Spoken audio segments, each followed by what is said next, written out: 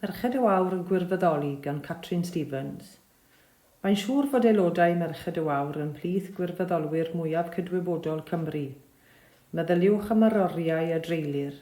Meddyliwch am yr ystod o fudiadau y wasanaethir. Meddyliwch am y boddhad y geir o helpu eraill. Bu Catrin Stevens ar drywydd rhai o'r gwirfoddolwyr pybyr yn ardal Abertawe. Pan holais yn Llanbarth Gorllewin Morgannwg am enghreifftiau o wirfoddolwyr, sylweddolais y gallwn fod wedi llenwi'r wawr gyfan a hanesion am yr ymroddiad, caredigrwydd a gweithgarwch ein haelodau. Roedd un yn gwirfoddoli gyda siop siarad, agor y llyfr, gwneud te i'r mamau yn y cylch tu a fi, sgrifennu i'r papur bro yn fusol, golygu cylch lythyr misol y capel, un arall yn gofalu am gymydog anghennus ac un arall yn weithgar gyda banc bwyd lleol. Y cyfan hyn heb cyfrif ei cyfriniadau dir-i ferched y Wawr ei hun ar bob lefel bosib. Mor braf cyfnodi ambell enghraifft wahanol i'n sbardino a'n ysbrydoli i ddal ati ac i gynyddu ein gweithgarwch.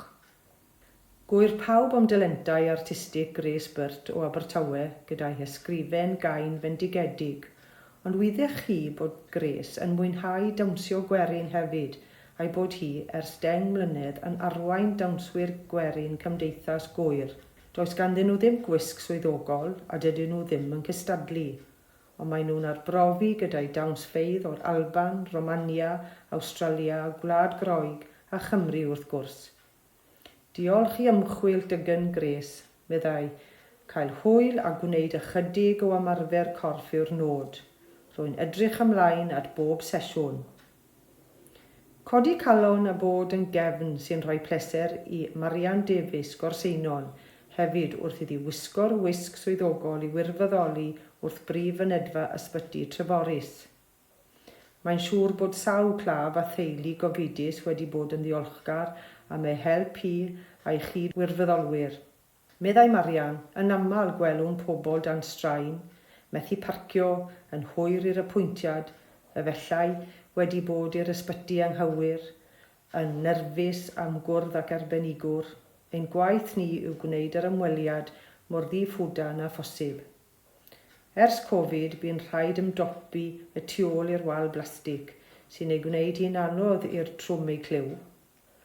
Mae Marian wedi bod yn gwirfoddoli ers 15 mlynedd ac mae'n llwyr gwerthfawrogi gwaith y gwasanaeth iechyd dros ei chleifion.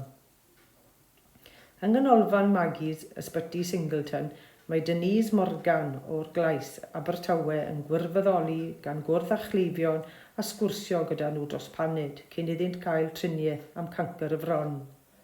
Gweld aelod o'i theulu yn ddioddef oedd ysbardu'n cychwynnol ac mae'n treulio hanner diwrnod yr wythnos yno yn helpu.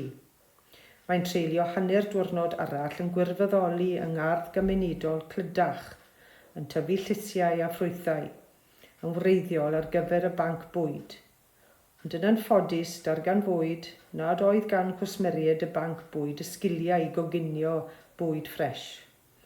Hoffai'r trefnwyr cynnal arddangosfeydd coginio cyn hir i'w haddysgu. Caiff pobl ac anghenion ychwanegol groeso i'r tîm gwirfoddoli bod hyn yn arwain weithiau, meddai at ganlyniadau ychydig yn anffodus. Ffrancus o ardal Champagne yw Denise, ond mae wedi ymsychnu yn yr iaith ac wedi cyfrannu ei hamser yn hael i'w chymdeithas. Menyw o Basil yn y Swister yw'r bedwerydd gwirfoddolwraig, sef Ruth Thomas o Abertawe. Garddio sy'n mynd â'i bryd hithau.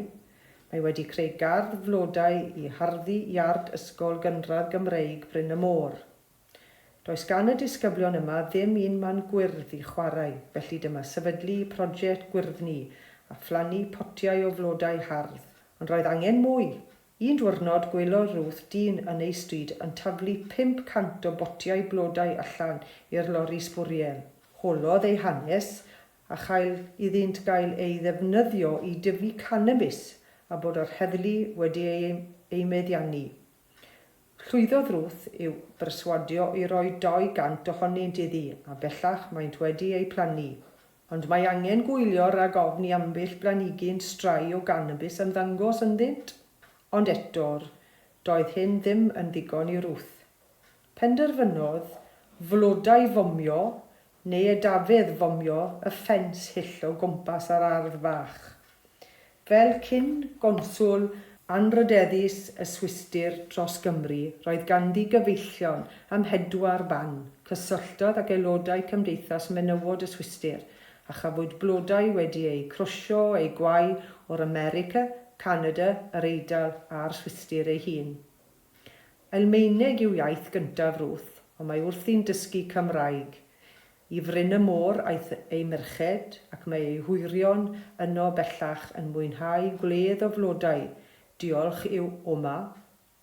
Does ryfedd i'r ardd ennill y wobr gyntaf am ardd gymunedol ei ward dan cyngor Abertawe. Calon fawr hael sydd ei hangen i wirfoddolwyr ac mae digon o golonnau o'r fath gan aelodau merched y Wawr. Penawdau lluniau Marian Davies, y gwirfoddoli yn ysbyty Treforys. Dennis Morgan, yng ngardd gymunedol Clydach, yr ardd fach a greuwyd gan Ruth Thomas yn Ysgol Gymraeg Bryn y Môr, Abertawe.